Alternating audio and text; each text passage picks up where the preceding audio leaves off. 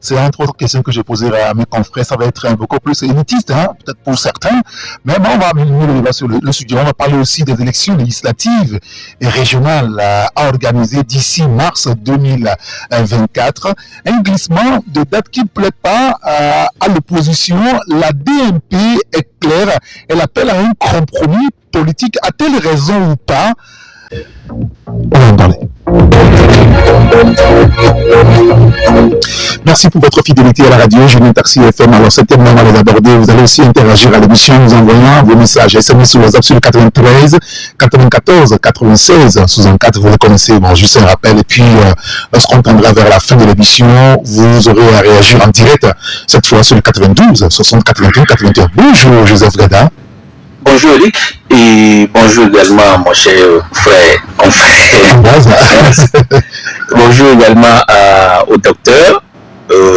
Jean-Paul, je vous ai vu aussi Samsung. Oui, et bonjour également à tous les confrères et partout du Togo et d'ailleurs.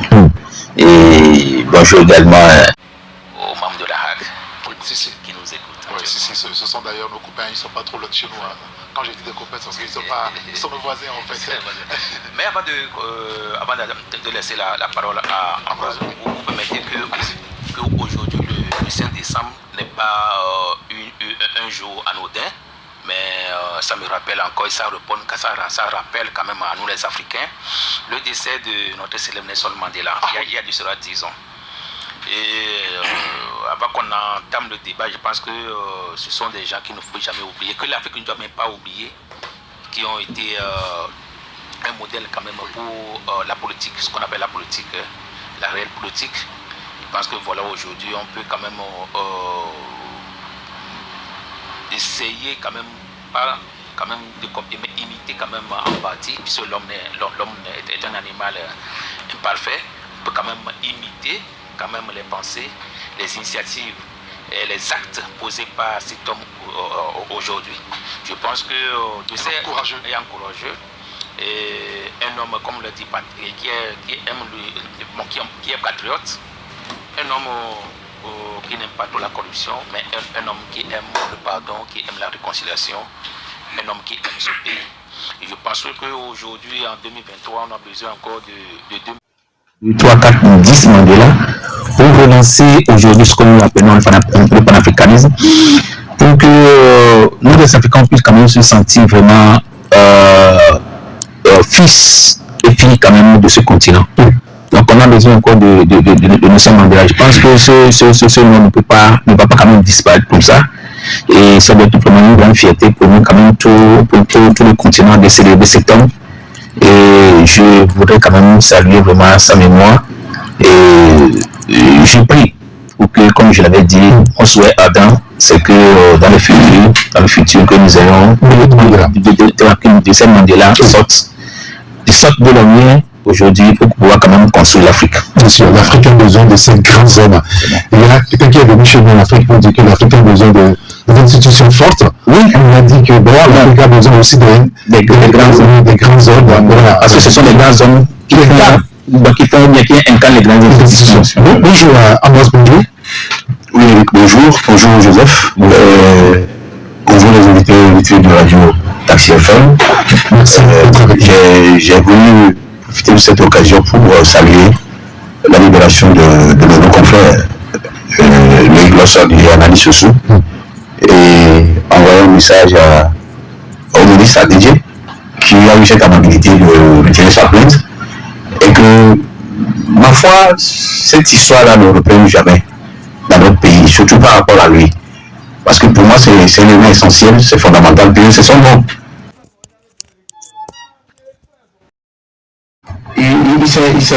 Il sait qu'il fallait dans sa peau. Mais moi, j'ai toujours dit à mes amis qui sont des ministres, des DG, de ne jamais se mettre à dos des journalistes. Parce qu'après tout, c'est des amis. Le journaliste n'est pas toujours ami. Mais quand il est ton ami, il y a des choses, au lieu de publier, il est obligé de te dire, ça là, c'est pas bien. Il faut parler dans ce sens. Il faut régler ça. Mais il arrive des fois où, si ton ami ne publie pas, il y a d'autres journalistes qui peuvent relayer la même information. Donc, ce qui est arrivé, c'est un incident. Comme il faut casser ça. que ça ne se répète plus. Envoyer un journaliste en prison, que ce soit notre ministre ou notre DG. Peut-être lui, il ne fait pas pour faire peur aux gens, mais d'autres voulant aussi le faire pour faire peur aux journalistes. Malheureusement, il y a des journalistes qui ont des têtes brûlées. On ne fait jamais peur. Peut-être il y en a même qui chercheraient même à aller là-bas pour avoir un nom. Ce que nous, on ne devait jamais avoir. Cet endroit-là. Cet endroit n'est pas notre pire ennemi. Et donc, moi, je salue son geste et des autres. Les chefs régionaux du genre, les cadres. Il y a beaucoup de personnes qui sont dans si vous voulez, on va revenir là-dessus. C'est un élément essentiel et très important. Bien sûr, c'est vrai. On va en parler. Tout à l'heure, Joseph parlait de Nelson Mandela. En le convoquant, nous avons décidé aussi ce matin de convoquer quand même l'idée même de la nation. Voilà. Vous vous rappelez la dernière fois lorsque on a joué à une confrontation entre les membres de la Cour des comptes et certains membres du gouvernement sur ce Covid-Gate, enfin, permettez qu'on l'appelle comme cela. Et il y a une image qui a été quand même assez saisissante. L'institution de la République, la Cour des comptes, que certains tentent de, je ne dirais pas de vilipender, mais de noircir, des gens qui sont élus, qui parlent d'une institution de la République comme si c'est voilà, un comité quelconque qu'on a mis en place, et ça nous a interpellé. On dit, ben, quelle est la place des institutions dans une république? Et l'idée même, ça vient s'aimer là-bas, même de convoquer l'idée même de la nation de la République. Comment retrouver une communauté de destin? Ça paraît assez vaste ce sujet-là. Je vous donne la parole d'abord. Joseph Gala sur le sujet. Je suis très content que vous avez envoyé quand même ce sujet sur le plateau. Et je me cesserai, je l'ai dit, que dans un pays où on n'ouvre pas le débat, on ne provoque pas le débat, les gens sont stériles de la réflexion. Et c'est ce qui est suicidaire même pour un pays. La différence entre nous et les pays développés, c'est ça, parce que dans les pays développés, on provoque le débat partout, tout le monde quand même participe au débat. Même celui qu'on croit que c'est le dernier même du pays même peut participer au débat. Donc malheureusement, dans la plupart de nos pays, ce débat n'est pas ouvert. D'abord, ce débat même n'existe pas pour qu'il soit quand même ouvert. Et même si c'est ouvert, malheureusement, on a dit que nos intellectuels, nos élites ne veulent pas y participer. Oui, parce que et ceux qui y participent, vous avez qu'on a dit qu'après, c'est eux qui vous critiquent plus, que vous n'avez pas dit ceci, vous n'avez pas donné d'informations, au lieu qu'eux aussi participent. Et c'est là où on participe, et c'est là où je pense que premièrement, la construction d'une nation, la construction d'une nation, c'est pas pour rien que les gens réclament la liberté d'expression. Ça commence par là. C'est pour que tout le monde quand même donne ses réflexions par rapport à la gestion quand même du pays. Moi, je pense que la notion même de la nation vient même de la maison, de la famille.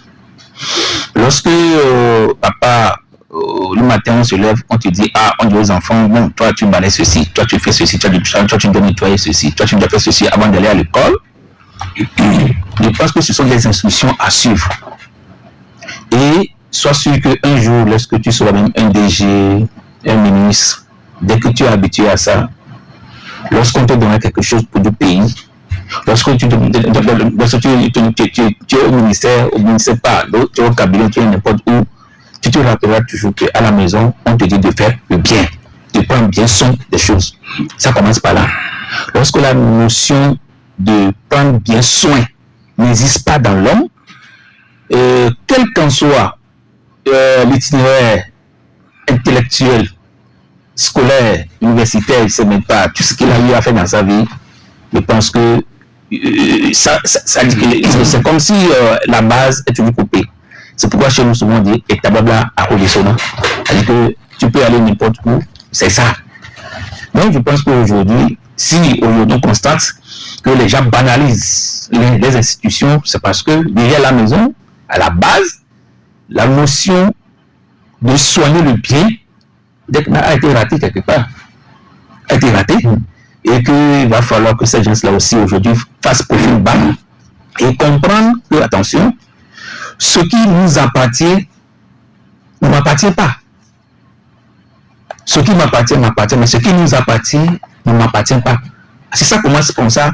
Lorsque on vous met devant, par exemple, des projets où vous avez des milliards, tu dois comprendre que, quel qu'en soit le cas, les milliards ne t'appartiennent pas. C'est pour le pays.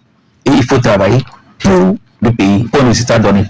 J'ai l'habitude de dire que vous ne devez nulle part, que ce soit à l'université, et je pense que Barbaz ne va pas me démentir, que ce soit au niveau de master, doctorat, tout ça là, il n'y a jamais une science où on apprend à voler. Je n'ai jamais vu ça. Ou bien, à moi, je ne sais pas. Même les plus grands comptables, on ne leur a jamais appris, il n'y a jamais une science qu'on leur a appris à voler. Oui. Mais comment se fait-il qu'aujourd'hui, nous sommes devenus des spécialistes en vol? Voilà.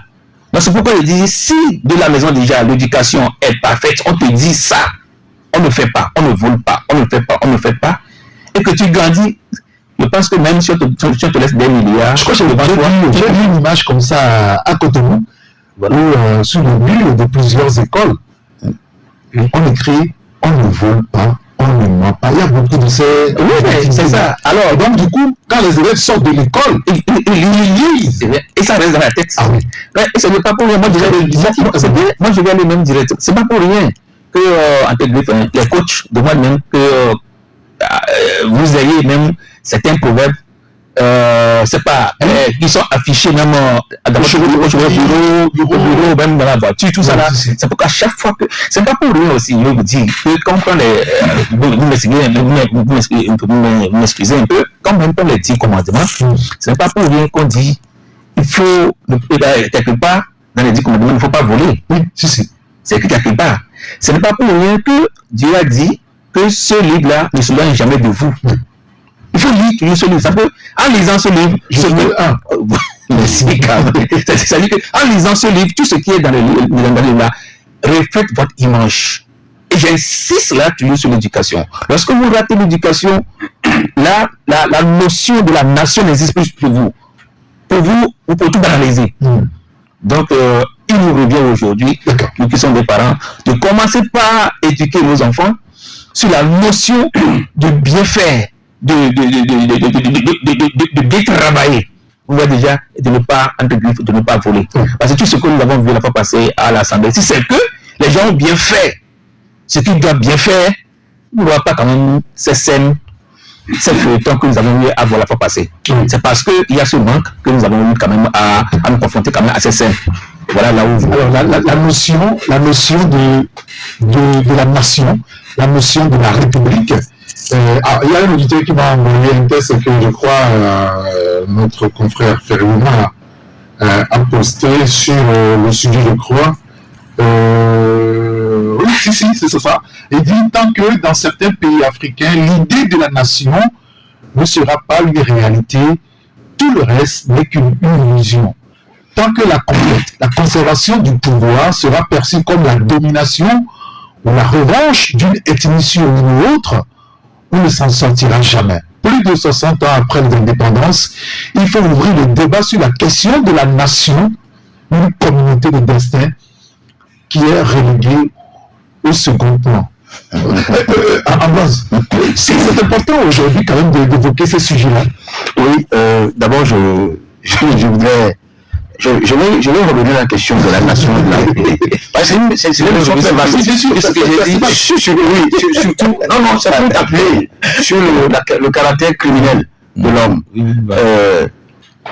Vous savez, la notion de nation étant tellement vaste et transversale, on va en discuter. Qui parlait du criminel, du crime, du voleur. Le vol n'est pas le crime.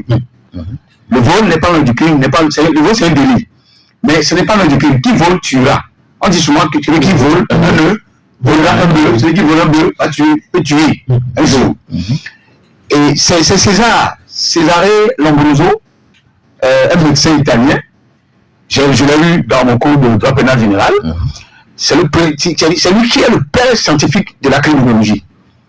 Le crime est né avec le monde, avec l'assassinat de Caïn sur Abel. Voilà.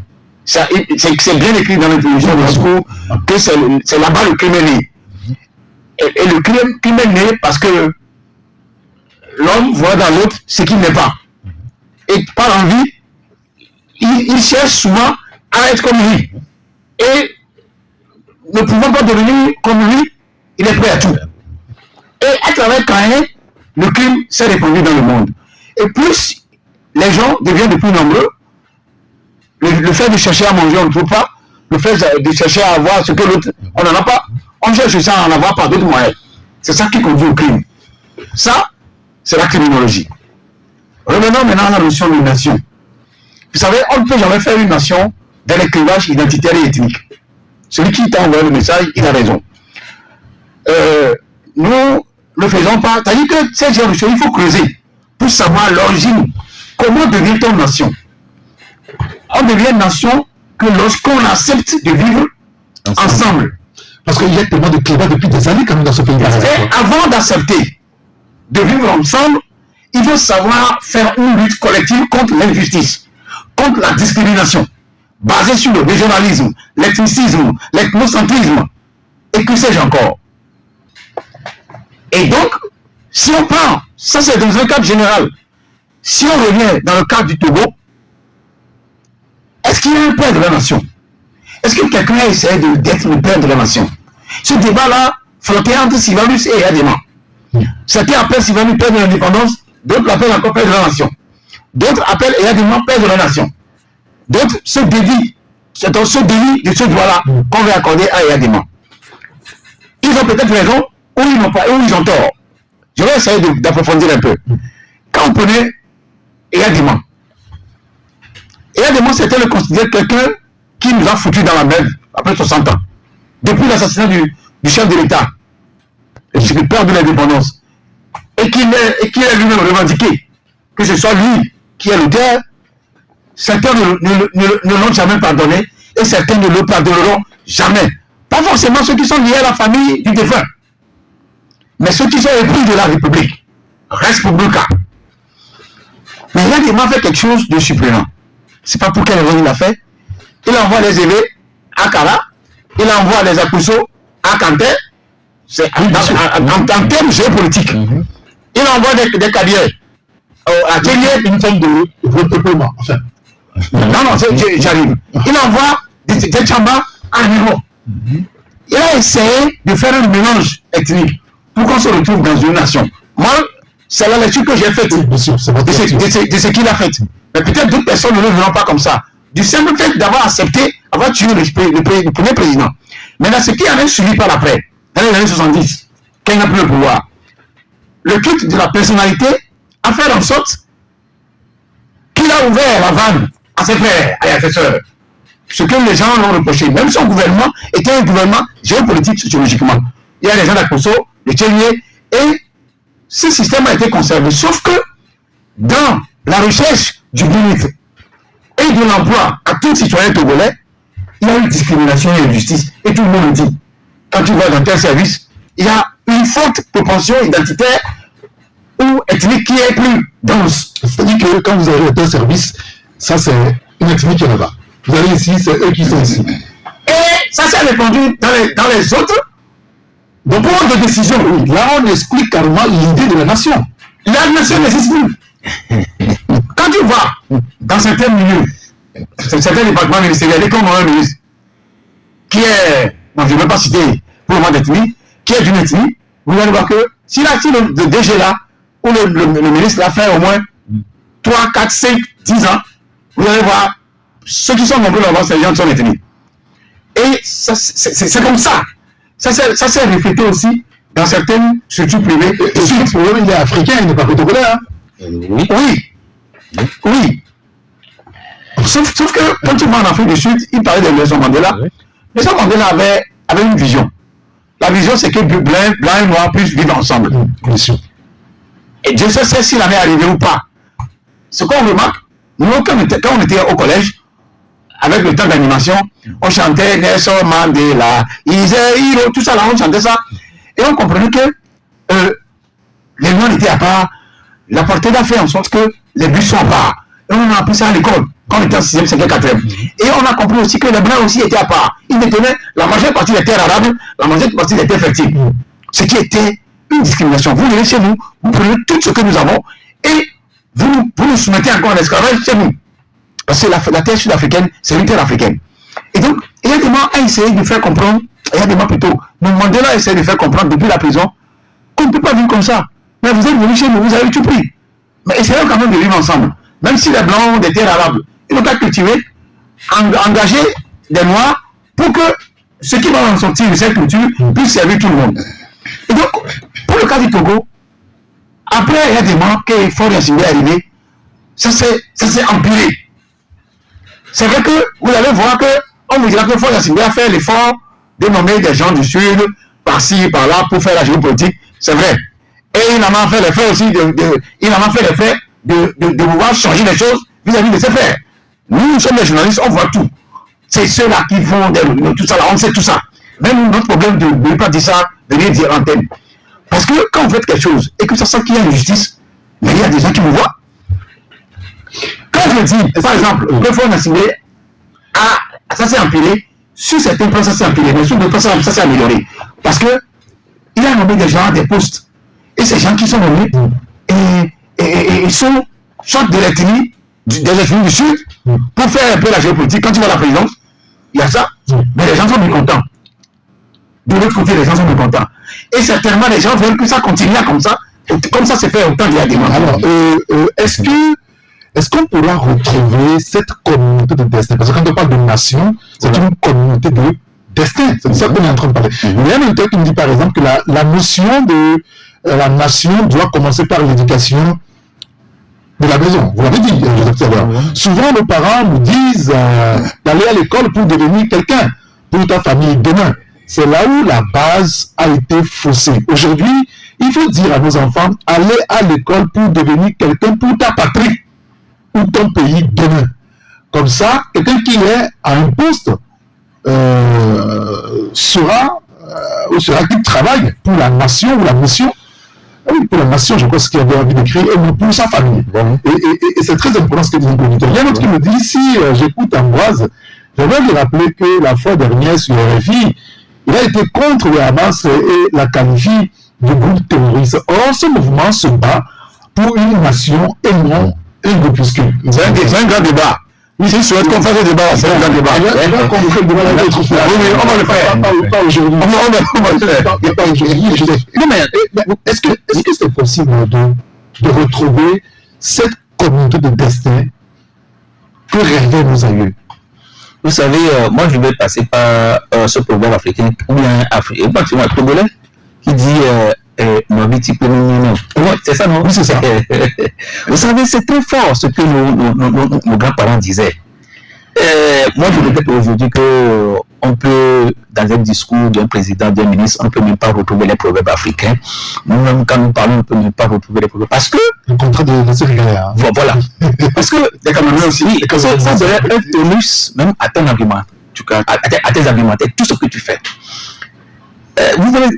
Est-ce qu'aujourd'hui, la notion même de communauté, de destin existe encore aujourd'hui? Est-ce qu'on peut revenir là-dessus? Nous sommes dans la barque. Non. Si il faut chavirer, on chavire ensemble. Non. Si on doit survivre, on survit. C'est ce qu'on appelle d'abord le patriotisme. Ce patriotisme-là, qui fait que, je dis, le bien de nous tous, c'est pour nous tous, ça n'existe plus. Dès que l'individualisme est rentré dans la communauté, ça a divisé la communauté. Quand on parle de la communauté, on a la notion de la solidarité. Vous voyez déjà. Donc, lorsque la solidarité n'existe plus, on ne peut plus parler de communauté. Et aujourd'hui, je pense que l'individualisme qui prône aujourd'hui, ou bien qui prend le pas au-dessus de cette solidarité, a divisé notre communauté. Ce qui fait qu'aujourd'hui, Eric, c'est très très compliqué aujourd'hui de parler de la communauté. Aujourd'hui, c'est difficile. Par exemple, je trouve ça normal que je ne te salue même pas. Je trouve ça normal. Ce qui est anormal. Voilà. Je trouve normal que tu me parles, et je te réponds 1000 fois. Je ne sais même pas si tu as les cheveux blancs ou pas. Tu ne peux pas imaginer. Je ne peux plus te porter de l'aide, de soutien quand tu en as besoin. Solidarité à distance. Je trouve que c'est normal.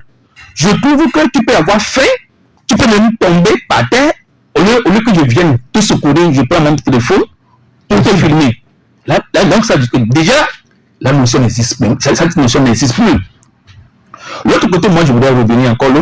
Quand Ambroise parlait de la diversité des ethnies, peut-être là, elle dit que ça existe depuis, ce n'est pas aujourd'hui.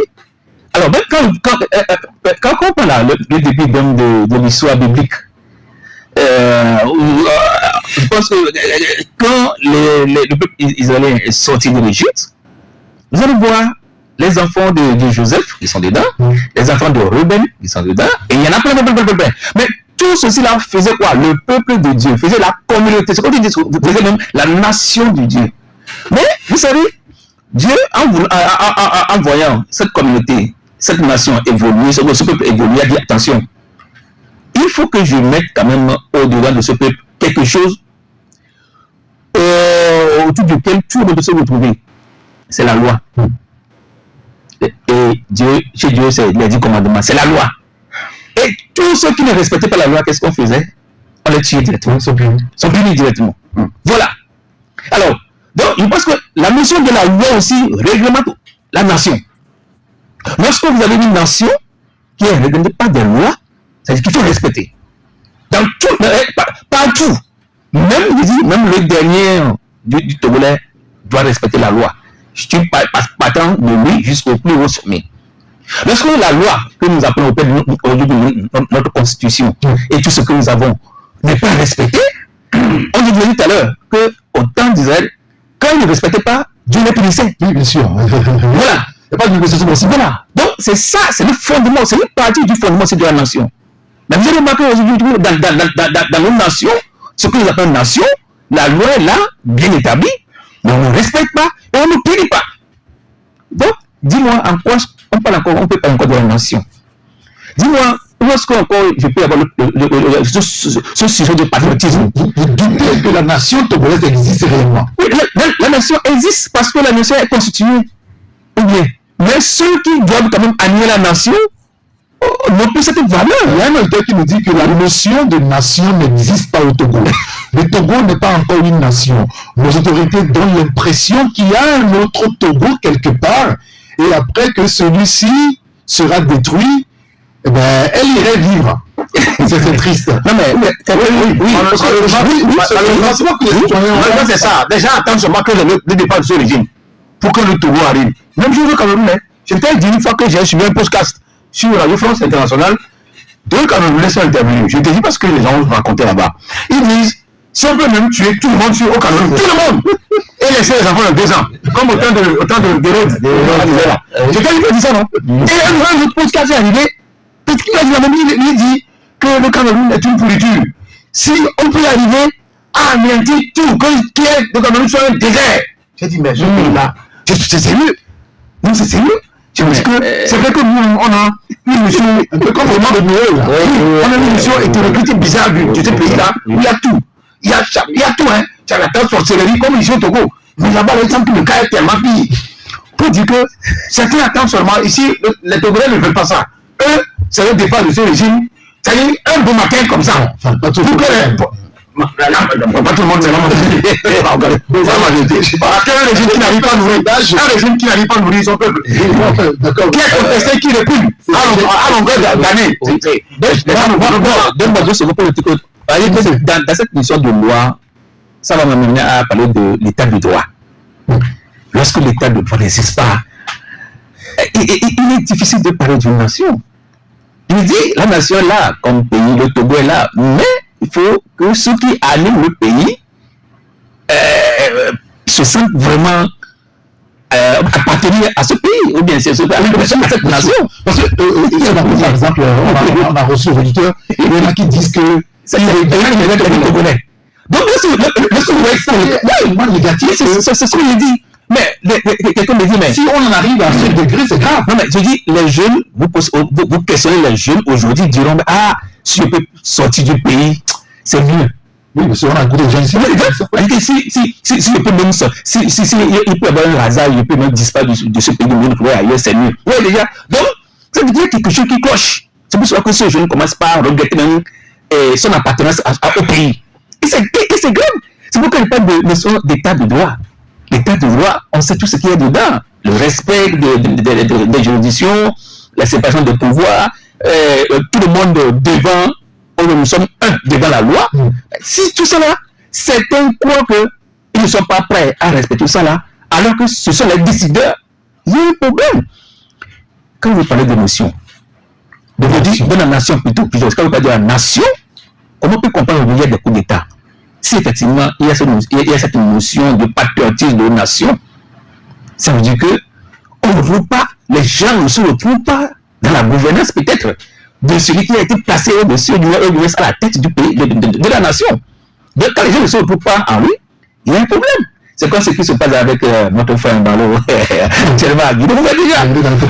ne pouvez pas, lorsque vous défiez la loi faite pour la nation, il y a un problème.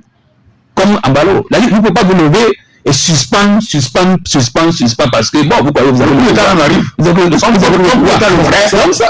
ça c'est une parenthèse. C'est pour dire que la nation est abîmée. Ah, la nation est abîmée aujourd'hui. C'est ce qui fait qu'aujourd'hui, les gens sentent de la douleur. Les gens ne se retrouvent plus dans la peau de leur nation. Et là, tout ce qui peut se passer, je vais imaginer. Alors, on a la parole à Ambroise. On va lire quelques messages des auditeurs. Il y a l'auditeur qui dit par exemple que les autorités sont tous tombés dans le piège que la France a tendu après les indépendances. C'est ce que dit donc l'auditeur. Alors, le numéro 93 94 96 64, c'est juste pour la SMS. Message, SMS ou WhatsApp. Pour le direct, on vous donnera la parole lorsqu'il sonnera 12h20 environ. Alors, l'auditeur continue, dit, nos autorités sont tous tombés dans le piège que la France a tendu après les indépendances. L'individualisme cultivé à l'extrême a écarté toute notion de nation, dit donc cet auditeur. Il y a un autre qui nous dit ceci, rapidement, qui dit, alors, quand Denis Sassou Nguesso appelle son homologue togolais empereur, comment peut-on qualifier le pays une nation? Le Togo est tout sauf une nation, dit donc cet auditeur. Bon, en tout cas, oui, bon, on peut vous appeler Seigneur. Oui, je peux t'appeler Seigneur. Bon, voilà. Bon, voilà. Alors, un autre auditeur qui nous dit ceci, je crois que c'est Jerry, voilà, c'est lui, qui nous dit ceci, le message refuse de sourire. Bon, voilà. Il va payer. Oui, sûrement qu'il va payer, parce que c'est vrai, en bas sur le sujet, juste un mot, et puis on passe à notre sujet. Est-ce que c'est possible de retrouver cette communauté régnée par nos aïeux? Non, d'ailleurs, ça y est, sociologiquement, c'est impossible. Dans le régime actuel dans lequel nous nous retrouvons, parce que tant que les gens vivent dans l'injustice, et que la justice est pratiquement inexistante, et que les gens n'arrivent pas à manger à leur faim, et que beaucoup même cherchent à quitter le pays, ce n'est pas possible. C'est-à-dire que les gens amassent des milliards, ils sont plus riches. Il y a une minorité qui a des milliards, des millions, il n'y a pas de classe moyenne, c'est-à-dire que le milieu est vide. Et à la base, plus de 90% végètent dans la misère et la pauvreté. Ce n'est pas possible.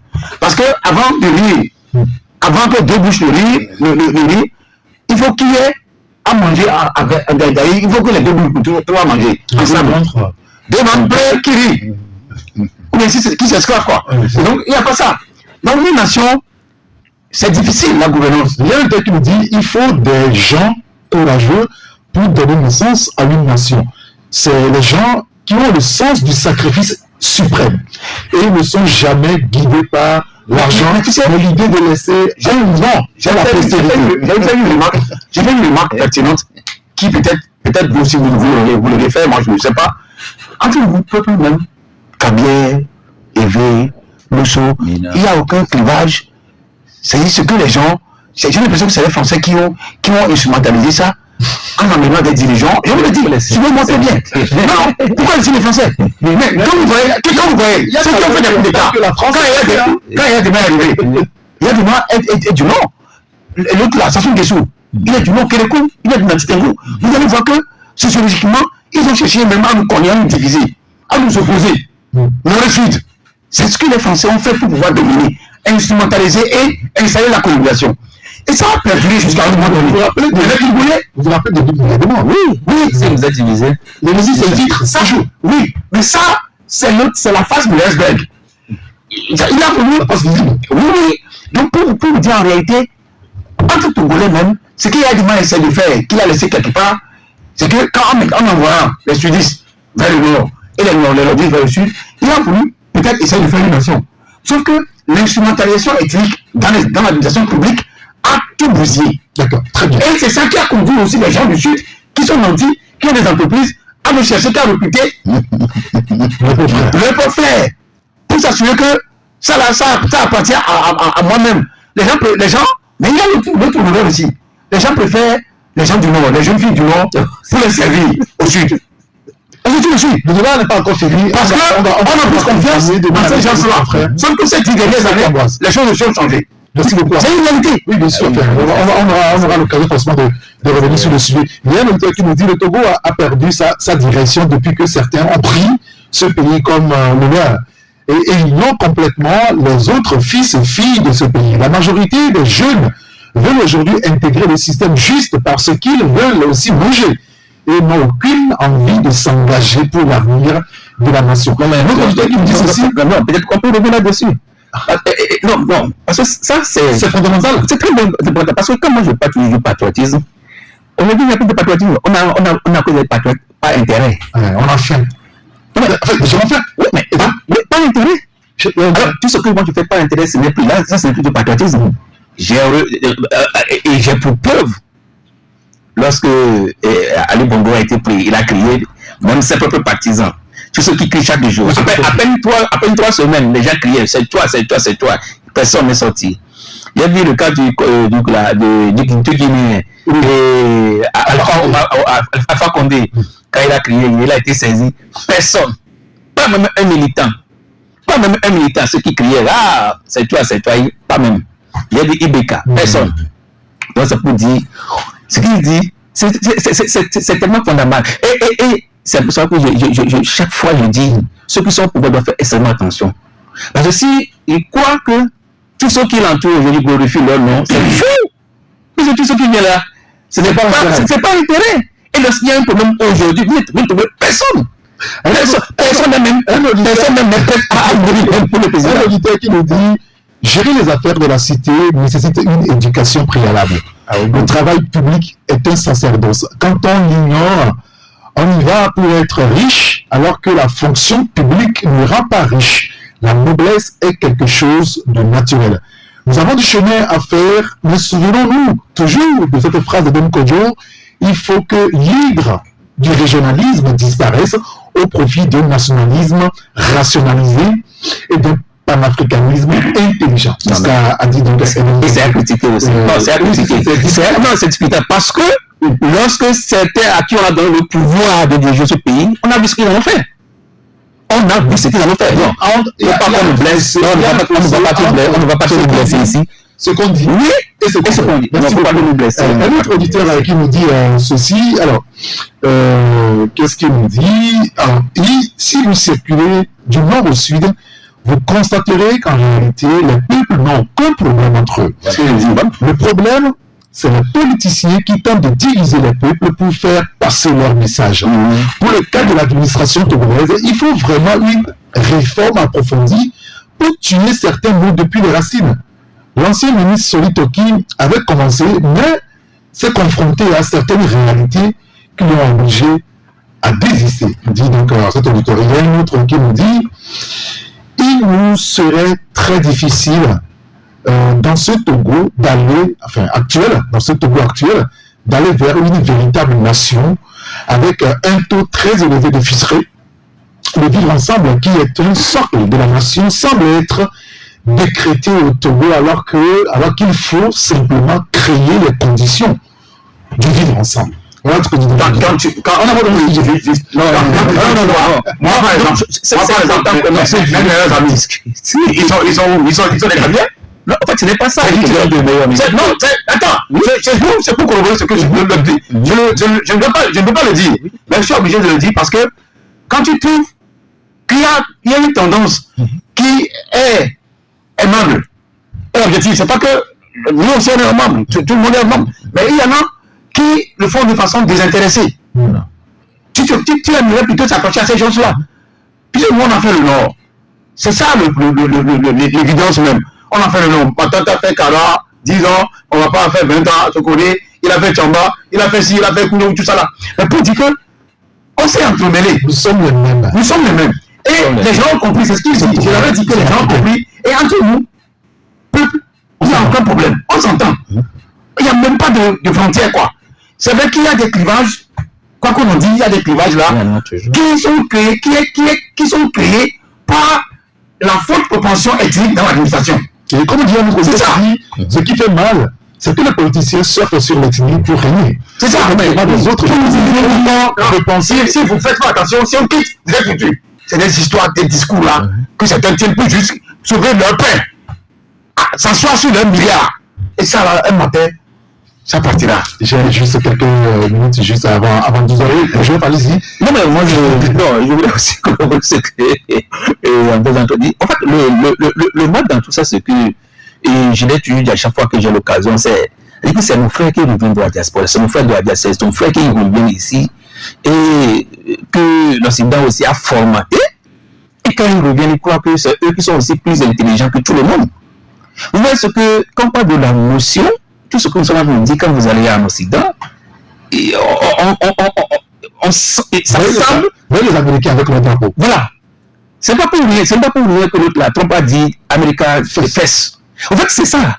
C'est ce qui fait expliquer aux gens que c'est nous ou rien. Ouais. Même si c'est le go, c'est ça. C'est nous ou rien.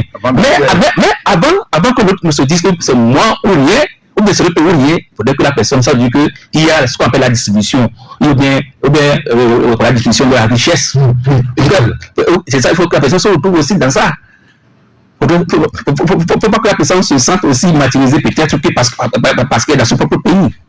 Donc, je dis que normalement, si les Blancs, on suppose que les Blancs nous ont divisé tout ça, mais beaucoup de nos frères, quand vous voyez dans le gouvernement aujourd'hui, 3 quarts des ministres, les gens ils ont fait l'Europe. Ouais, ils viennent de l'Europe.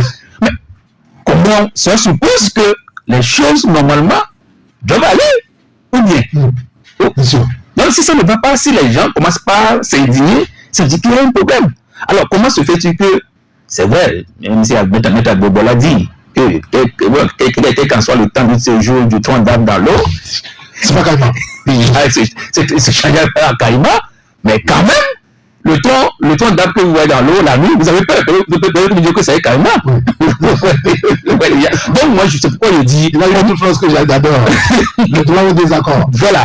Donc, comment se fait-il que les Chinois, à un certain moment, eux, ils sont partis aux États-Unis, ils sont partis en Europe, ils ont appris, et quand ils sont revenus dans le pays, ils ont construit la nation chinoise aujourd'hui. Pourquoi?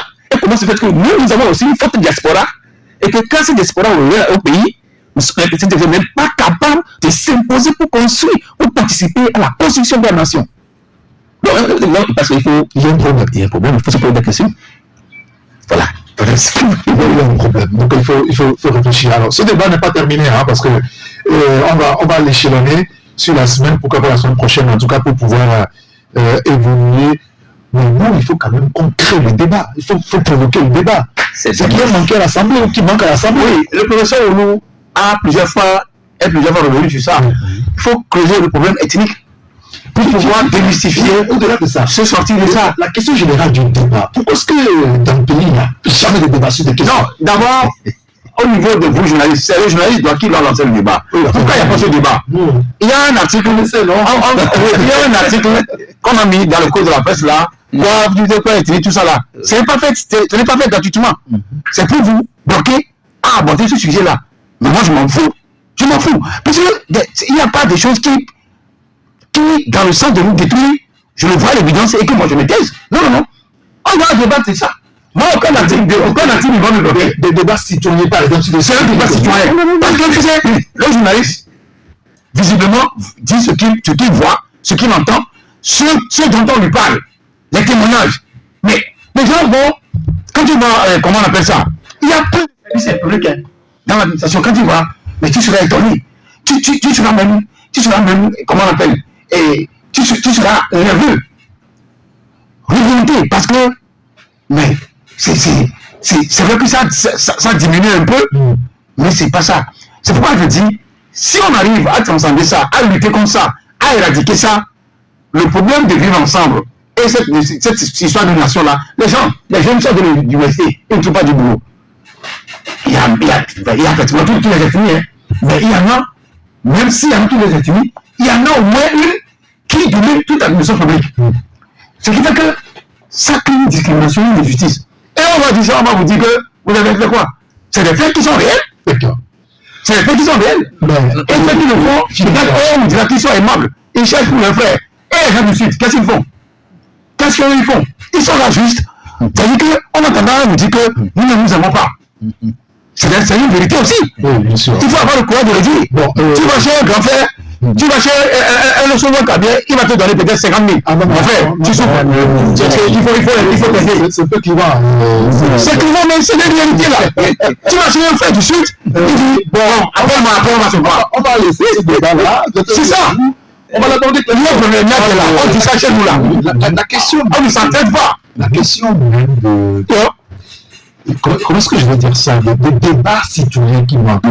Je me rappelle, il y a encore 1 ou 2 ans. On sortait au débat, on a organisé des débats citoyens, on a consulté les communes, les suivis des gens sont venus. Les gens ont peur d'avoir les débats. Peut-être que je m'en vais. Non, c'est parce que c'est là au moment où jamais. Puisqu'il est 12 heures sur la radio, on marque une pause, on revient juste après. Vous sortez au débat, il faut qu'on ait.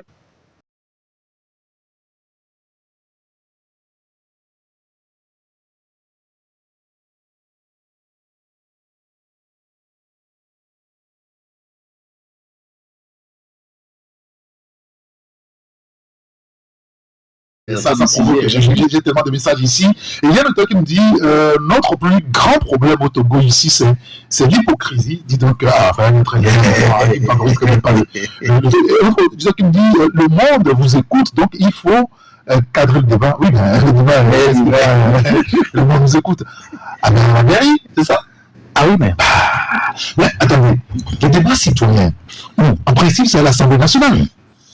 Non, mais en fait, c'est ce que je dis. Vous savez, il y a ce souci. À chaque fois que je parle, je fais toujours allusion à la famille. Lorsque même dans la famille, il n'y a même pas de débat. Le papa ne peut même pas échanger avec ses enfants à la maison. Ça commence pas là.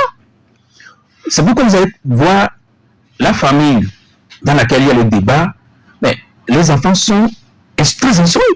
Quand ces enfants parlent en public, on dit ah mais non, tu viens de boire le saut. Voilà.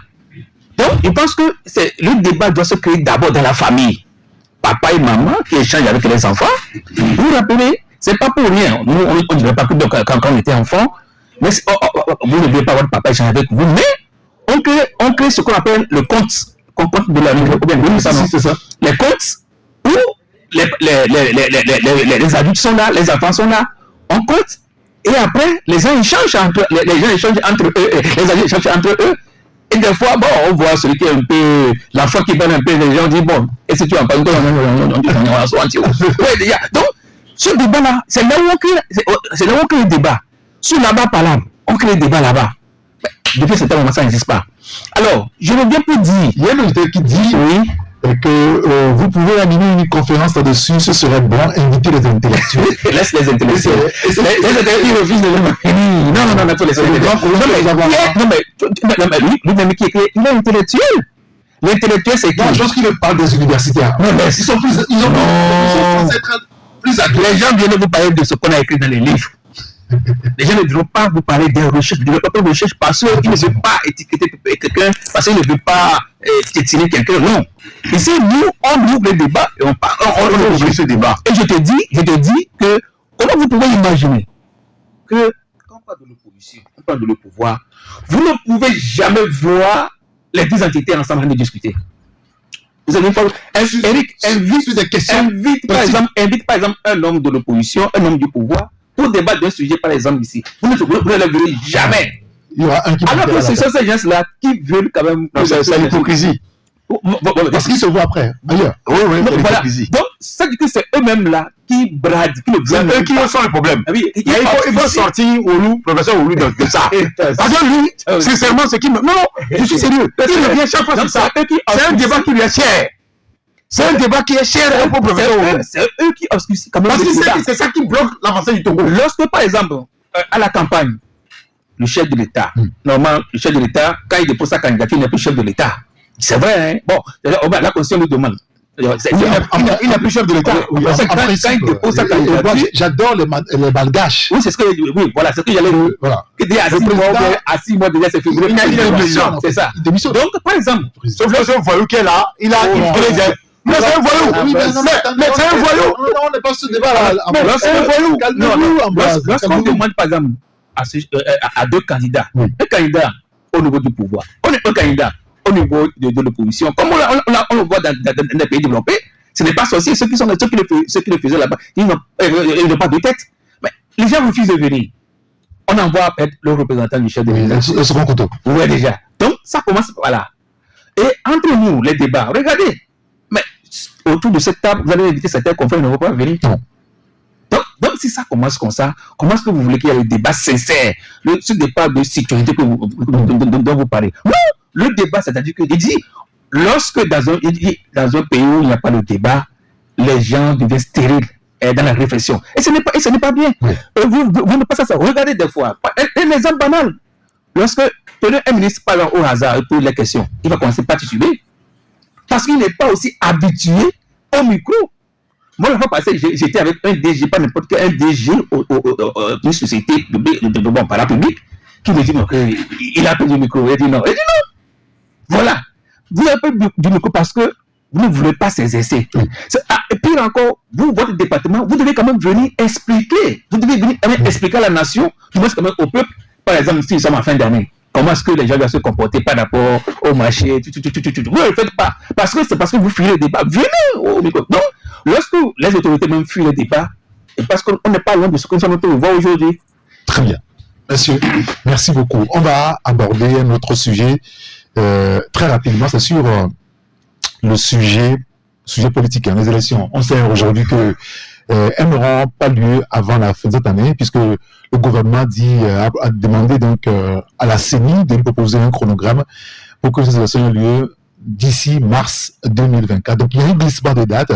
Au niveau de l'opposition, beaucoup plus de la BNP qui a pris la parole à travers donc un communiqué de presse, elle appelle à un compromis politique. Est-ce que vous comprenez la réaction, Ambroise? On n'est pas en crise là. En fait, on est dans une crise latente qui ne dit pas son nom. Ce qui a conduit les responsables de la DNP à faire cette déclaration. Au point que toutes les institutions sont en crise. Et si on consent que toutes les institutions sont en crise, donc le Togo est en crise. Parce qu'on ne peut pas être dans une république et que tout de beau, toutes les institutions soient paralysées, soient caporalisées, soient en crise. Vous prenez le cas de la CENI, dont le mandat est fini depuis pratiquement 1 an ou 9 mois.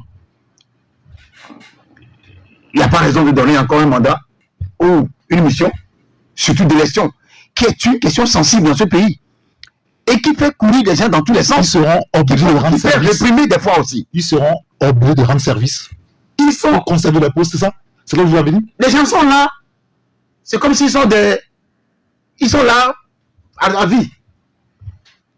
Je vais citer tous les que je cite des noms. Il y en a les colonies qui sont là depuis des temps, les temps immémoriaux. Il y en a qui sont là, Poto-Péré, qui sont là au temps de Mathusalem, et ils sont toujours là. Mais il n'y a pas d'autres Togolais qui puissent les remplacer valablement. En plus, le fichier dont on parle, et qui suscite la polémique autour de 4 200 000, 4 400 000, et qu'on finance le retrouve avec 4 200 000. Jusqu'à présent, la CENI n'a pas organisé une conférence de presse pour élucider l'opinion publique sur les 200 000 restants. C'est pas si c'est moi qui... Peut-être je me trompe. Mais c'est quand même qu'il y a eu on a compté divergence de points de vue ceux-là qui sont des vrais algébriens et mathématiciens ont trouvé qu'il y a un gap. Et donc, la Catemini même se cafouille. Quand les gens sont arrivés ici en Catemini pour organiser un audit dont on essaie d'Adam et Ève, comment ils sont arrivés à le faire, et qu'on nous dise que, et que je répète encore ça aujourd'hui, que le représentant de la francophonie était très content. Il était même plus content que les Togolais, et on disait même que l'élection a déjà eu lieu. Que les élections sont déjà fiables. Et quand le premier jour on a sorti ça, tout le monde est rentré dedans. Société civile, tout ça là. Et qu'au jour d'aujourd'hui, on ne puisse pas avoir une date exacte pour une élection qui devait se tenir à la date républicaine, qui devait été avortée, repoussée à la fin du premier trimestre 2024. Ce qui est une gageure, c'est-à-dire ce qui est un déni des droits de la République, ou des lois de la République. C'est-à-dire que le Togo n'est pas habitué au report des élections. C'est pas la première fois quand même. Hein. Et quand on glisse sur ce terrain-là... Vous vous rappelez en 2013? Oui, ça c'est la première fois. Oui, glissement, oui. Et là, on glisse vers un terrain très dangereux. Les pays dans lesquels on fait ça, on considère que ces pays n'ont aucune base solide démocratique. Ils n'ont aucune base juridique. Ils ne sont pas dans une république. Mais là, nous ne sommes pas dans une bananière. Nous sommes dans une république, quand même quoi. Et donc, ce n'est pas au chef de l'État, c'est pour ça que... ce n'est pas à fond de CENI de dire que je demande à la CENI. Mais il y a un gouvernement, même si c'est lui le chef du gouvernement selon le régime dans lequel on se trouve aujourd'hui, un régime fortement centralisé, présidentialisé, il faut quand même qu'il y ait du respect au peuple qui est appelé à voter. La constitution du Togo. Mais on vote, vous vous éternisez au pouvoir, on retrouve des chiffres qui ne répondent en rien à ce que les gens ont voté dans les urnes. Bon. Mais vous voulez qu'on fasse quoi? Je lève sur le sujet là. Aujourd'hui, la BNP par exemple, parce qu'il y a beaucoup de partis de l'opposition qui pensent la même chose, que face à la situation qu'on est en train de vivre là, où s'il devait avoir élection, selon donc, les tests, la date échue c'est le 30 novembre passé. Et donc, la CENI reste, le membre de l'Assemblée reste encore jusqu'au 30 décembre, et là, ils vont dépasser ce délai-là. Il faut forcément un compromis pour qu'ils ne continuent pas à travailler. Vous pensez aussi? Je ne sais pas si je vais me retrouver encore dans les débats politiques, mais bon, je vais essayer. Vous savez, c'est vraiment regretté pour ce pays qu'à chaque fois, à l'approche des élections, il doit toujours avoir ces tumultes, ces problèmes par-ci, par-là. Vous savez, quand on voit la population regarde faire. Parce que la population ne dit rien. Oui, ne dit rien. Parce que la population même aussi est fatiguée. Elle est fatiguée. Donc, bon, les gens disent, bon, faites ce que vous voulez. Moi, vous savez, là où j'avais regretté, moi, j'avais vu venir ça là depuis. Ah bon? Mais la preuve, c'est que quand on est dans les débats ici, oui. je sais jamais dire que ce qui se fait à l'Assemblée, là, c'est grave. Que vous ne pouvez pas, en l'espace de quelques mois, mettre en place une commission pour faire quoi que ce soit, et que vous-même êtes sûr que ce sera prorogé. Ce n'est pas bien. Vous devez quand même respecter la Constitution. Alors, il a été mis en place quand même dans ce pays un cadre de concertation. Oui. SENAP. C'est vraiment regrettable. Très, très regrettable que depuis juin, moi j'ai un peu eu à entendre parler de cette ce cadre c'est une chimère. Juste parce que celui qui a pris la tête s'est prononcé d'une manière ou d'une autre, vous vous rappelez, au moment de recensement, et ça a tout capoté. C'est 6 mois, je pense que il n'y a pas eu de mois. Et ça a tout capoté. Et de juin jusqu'en décembre, rien, silence radio. Comment on peut réagir comme ça?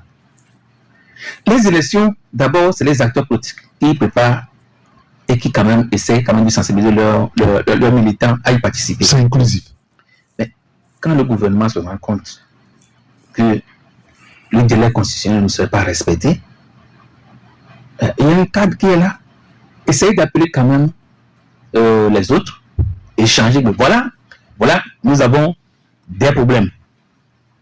On ne peut pas respecter quand même la date constitutionnelle et nous voulons quand même prolonger et faire les élections à telle date. Et là, je pense que de façon consensuelle, et l'opposition, et le pouvoir s'entendent, bon, d'accord, compte tenu de vos explications, on s'entend que vous prolongez. C'est ce que réclame aujourd'hui la DP. Moi, je ne sais pas. Oui, enfin, moi, je ne suis pas dans le... Bon, affaire de compromis, là, mais c'est un problème. Donc, vous voyez, ok, on s'entend. Oui. Comme vous l'avez dit tout à l'heure, en 2012-2013, il y a eu tout ce problème, mais après tout, il y avait eu, c'est pas un dialogue politique, et les gens se sont entendus pour fixer quand même. Voilà. Parce qu'on n'a pas besoin de problème. Même moi-même, ici, là où je suis, si vous me dites que les élections seront organisées fin mars, j'ai peur, je dis non. Je doute. Ah bon? Oui, mais parce que quand vous lisez bien le communiqué du Conseil des ministres, en bas, à la fin, il a été dit quelque chose que les gens ignoraient. Que le chef de l'État invite la CENI à organiser à un chronogramme, tout en tenant compte de quoi? De la situation sécuritaire du pays. Ah, mais ce sujet-là... Je pense que les gens... cette phrase, les gens ont oublié. Mais cela suppose que si il y a des zones entières au nord du Togo. Moi, cette question possible de rentrer. Si en mars et en février, il y a des problèmes, mais tant que ces gens-là ne peuvent pas voter, ça veut dire qu'on peut encore prolonger la date. Non. Moi, cette question-là nous a été posée sur Radio France, dans le débat africain. Oui. Exactement la question-là. Oui. Effectivement, ils ont bien fait débloquer la question parce que quand Fang Yacine évoque la question, on évoque la question sécuritaire. Oui. Ça rejoint ce que, à peu près, l'analyse que fait Joseph. Mais qu'est-ce que nous on s'est dit? J'ai dit ça peut justifier comment on dit ça, le rajoutement de l'élection en fin du premier trimestre 2024. Oui. Mais non, parce que ça ne justifie pas. Ça lui fuite en avant. Parce que les gens ont voté dans les pays. Au Mali, on a fait un référendum. Oui. Ça a réussi. Mais il y a plusieurs zones, en ce moment, qui donnent même pas, qui ont encore été pris par les femmes, qui donnent Gao, Tamboutou. Mais ils ont voté. Mais il y en a des Togolais aussi qui cherchent à voter dans cette zone-là. Il appartient au gouvernement de s'organiser à ce que tout soit fait pour que les élections aient lieu. On ne va pas prendre, Palonga, comment vous l'appelez, la zone, la région là, les villes, les communes là. Bakadji, tout ça là. Pendjalé, Palonga, il y a une ville là. On ne peut pas prendre ces 4 ou 3 zones là où il y a moins de monde. C'est pas que je ne les déconsidère pas. Il y a moins de monde. Les Togolais, attention. Oui, donc, si c'est les Togolais, pourquoi on considère que 16 000 votes pour un député que 200 000 votent ici? Ce débat aussi, on en a fait. Oui, ça répond à ta question. Pour dire en réalité qu'on ne va pas, à tout moment, on peut organiser les élections pour rattraper. Ça s'est passé dans un pays tout récemment. C'est Madagascar ou quelque part où on est revenu voter. Allez au Libéria, il y a 3 circonscriptions, on n'a pas voté. Mais tout a été prêt. On a réorganisé les élections avant même l'application des résultats, Georges Weah nous dise qu'il assume sa défaite. Oui, bien sûr. Donc pour vous dire que c'est un faux fuyant. Il y a cette sécurité. Mais ça ne va jamais permettre encore à des députés qui n'ont servi que leurs propres intérêts à l'Assemblée. Alors, il y a un auditeur de continuer à siéger dans l'illégalité. Il y a un auditeur qui nous dit ceci. Absurde. En 2018, malgré la crise, le ministre Barara nous disait que le train est déjà en marche et pas de report. Mais aujourd'hui, alors que tout va bien, politiquement, pas de crise, on n'arrive pas à organiser les élections. Merci à la politique togolaise est vraiment bizarre. Les Togolais nous suivent. Tu vois que les Togolais nous suivent. Il y a un autre qui nous dit... Tout ce qu'il faut là-bas, ils sont scrutés. Bon, lui dit, l'autre auditeur qui dit que la crise dure plus de 40 ans. Le problème du Togo, c'est le tribalisme, le régionalisme. Sans fraternité, rien n'est possible. Chacun s'arc-boute donc sur ses avantages sans pitié de l'autre, dit donc l'auditeur. Un autre qui nous dit ceci, cette question même a fait l'objet d'articles dans Jeune Afrique. Et moi, je me suis posé beaucoup de questions. Pourquoi on insiste sur ça, surtout que durant tout au long du débat de cette crise sécuritaire, c'est à 3 mois des élections qu'on sort donc des chiffres sur la sécurité. Voilà. Donc, ça dit que ce n'est pas anodin. C'est pas gagné. Ça dit que ce qui s'est passé. Parce que la fois passée en Conseil des ministres, on a donné quand même des chiffres en 2023. Parce que ça doit être une trentaine. Une trentaine. Oui. Donc, et c'est la première fois. Oui. C'est la première fois. On s'est posé la question. Oui, mais c'est la première fois que le gouvernement. C'est la première fois que le gouvernement. D'ailleurs, officiellement. Le gouvernement qui n'aime pas que nous, les médias, on en parle, mais le gouvernement en a parlé. Point. Mais, comme je l'ai dit aussi, directement sous la dernière phrase même du communiqué, c'est là où il a été dit, attention, la date doit être fixée en tenant compte de la sécurité. Du moins, c'est des crises, des crises sécuritaires quand même là. Donc, je dis, on ne serait pas surpris que peut-être que même qu'on puisse quand même coupler, mais tripler même les élections à venir. Oui, régionales, présidentielles en 2025. Peut-être communales aussi. Pourquoi pas en 2025 pour pouvoir réduire peut-être les élections générales. Oui, mais pourquoi? Moi, je ne serais pas surpris qu'on puisse quand même tripler les 3 élections ensemble pour pouvoir éviter peut-être Il y a un conflit qui disait que c'est stratégique. Quand on n'est pas prêt pour aller gagner les élections, on n'organise pas les élections. Donc, on avait dit ça sur Radio France la dernière fois. Et peut-être, c'est ce que moi je disais, que la peur a changé de camp. Si tel est le cas que la peur a changé de camp, donc c'est normal que l'on le pousse pour pouvoir s'assurer qu'on ne va pas pour perdre les élections. Non, peut-être que... moi je parle de... On va donner la parole aux auditeurs. Moi je parle d'une situation financière. Peut-être qu'aujourd'hui, oui, pas d'une situation financière. Si on triplait même, si on triplait même les 3 élections, est-ce que ça ne fera pas moins de dépenses que on organisait 2 élections, on organise les élections, juste après 6 mois ou bien 1 an, on organise encore une autre élection. C'est ça, c'est aussi un autre débat également. Alors, avant de prendre les auditeurs, le cas de nos confrères, c'est vrai qu'ils ont été, on en a parlé longuement ici, durant tout le temps qu'ils ont passé donc, en détention, 18 jours, Loïc Lawson et Anani Sossou, ils ont été donc élargis vendredi dernier, et aujourd'hui on se réjouit de ça. En même temps, l'épée de Damoclès n'est pas encore enlevée, c'est toujours suspendu puisque c'est une condition, c'est une libération provisoire, assortie de conditionnalités bien entendu. Ils doivent premier lundi du mois se présenter chez le juge d'instruction pour dire que bon voilà, on est là dans le pays et voilà. Et d'ailleurs ce matin le confrère les deux à travers donc, les canaux utilisés pour annoncer l'information de 400 millions volés. Et ils ont fait des tweets pour s'excuser publiquement, puisque ça fait partie quand même de la demande de l'accusation, des excuses publiques. Voilà. Du plaignant, enfin, l'accusation, donc du coup, ça a été fait. Joseph, juste un mot, 1 minute, donc avance 1 minute et puis on prend les auditeurs. D'accord, d'abord merci pour leur libération. Moi, je voudrais dire merci profondément à la CNDH, vraiment qui a joué ce rôle. Parce que nous voulons des institutions de la rubrique. Vraiment, je suis très très content. Et je souhaiterais que la CNDS soit de notre côté. Devient partenaire des médias. Et je pense qu'il revient même à nous les organisations de presse, même d'aller même couvrir gratuitement même tout comme événement. C'est très important, je le dis, parce que ça m'a vraiment touché. Tout à l'heure, vous venez de me dire, moi-même, j'ai devant moi les tweets des confrères, les tweets d'excuses publiques. Donc, je souhaiterais que le cœur du plaignant serait vraiment soulagé et que, à partir de ce qui s'est passé, à partir de, vous voyez, de cet tremblement, que nous restions plus ici, les bras croisés, en attendant encore d'autres feuilletons. Il faut qu'on se réveille. Réveillez-vous. Parce que c'est une église. C'est une église quand même. Mais réveillez-vous. Il faut qu'on se réveille comme un seul homme ou dit il faut réviser quand même notre code. C'est très important. Ce qui s'est passé, on suppose que c'est passé, ça rentre dans l'histoire. Quelqu'un avait dit que ça ne se répète plus. Mais pour que ça ne se répète plus, ça dépend de nous. D'accord. Merci beaucoup, Joe. Oui, avance. Oui, moi j'avais déjà juste une minute. Donné mon message et je répète que cette histoire-là, que ça finisse et du côté du ministre et que du côté des journalistes, parce que je sais de quoi je parle.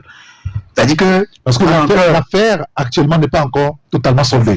Parce que on parle de liberté provisoire. Il faut qu'il y ait une liberté totale pour que les gens... Ça suppose qu'on les gens entrent en possession de leur passeport. Et donc, moi, vous savez, moi j'ai toujours dit, c'est un peu compliqué. J'ai toujours dit, mais quand je te fais quelque chose et que je n'ai pas la présence d'esprit de m'excuser, et qu'il y a 1 heure, 2 heures, 3 heures, il y a une journée, 2 jours, là, on dit le temps adoucit les mœurs. Que toi, tu prennes au moins le soin de me dire, bon, ami, cette histoire-là, il faut oublier ça. Qui gagne dans ça? C'est toi. Moi, je t'ai causé du tort. Mais si je n'arrive pas mon orgueil, pour pas ignorance. Il y a aussi l'ignorance, hein, que je m'excuse. Mais toi, si tu fais cet effort-là, de dire, mais ces gens-là, peut-être ils ne maîtrisent rien. On me dit que non, les gens me diront qu'ils vous disent qu'ils ne maîtrisent rien. Les gens qui savent ce qu'ils font. Toi, tu dis, bon, laissez ça. Il n'y a rien qui saute en toi, quoi. Et tu gagnes. C'est sûr. En beaucoup de choses. Vous mettez le casque, on va prendre nos auditeurs. Je pense que la CND aussi a rassuré nos confrères que les discussions iront comme un bon train. Oui. Donc on continue toujours pas prier. Pardonnez 77 fois 17, on est ça 77 fois. 77 fois. Je pense qu'on va continuer toujours pas demander toujours ce pardon pour que nous allons parler de la nation, que la notion de la nation puisse quand même exister. Il doit y avoir aussi le pardon. Le pardon. Monsieur, vous mettez vos casques, on va écouter les auditeurs maintenant. On vous a suffisamment écouté. On va voir ce que on pense, ceux qui sont au téléphone en direct avec nous. Allô? Allô, c'est Jerry. Oui, Jerry. Donc, je pense que la notion de nation, aujourd'hui, ça doit commencer par l'école. Et à l'école, il faut rétablir l'histoire du Togo dans toute sa vérité pour que les enfants comprennent. Sans ça, on n'arrivera pas. Merci. Merci beaucoup, Jerry. Merci de nous avoir appelé, d'avoir partagé donc avec nous votre point de vue donc, sur le sujet de la nation. Et il y a un autre auditeur qui nous dit fichier électoral, découpage électoral, la recomposition des institutions en charge des élections, l'impunité érigée en règle, etc. Tant d'anomalies qui caractérisent donc le pays des Nyansingbe, donc et dit donc enfin. Il y a aucun pays, les Nyansingbe quand même. C'est le Togo quand même, on va parler du Togo. Un autre auditeur qui nous dit le métier du journaliste peut-il encore susciter des vocations? C'est la grande question aujourd'hui. Est-ce que j'ai prévu aussi comme question à vous poser ce matin aussi tourne à peu près autour de ce sujet-là. Il y en avait parlé avec le confrère hier. Quel type de journalisme dans les démocraties africaines? Mais on prend le cas du Togo. Voilà. 92 60 81 81, c'est le numéro sur lequel vous nous appeler. Allô? Oui, allô? Oui, bonjour. Bonjour. C'est monsieur? C'est Amana de Absomé. Nous vous écoutons, cher Amana. J'ai dit bonjour à la plateau, hein? Oui, on vous salue. Je vous ai écouté avec intérêt. Tout d'abord, notre frère a commencé par parler de Olympio, venir à Ayadema et terminer par Fort. Je voudrais lui remercier.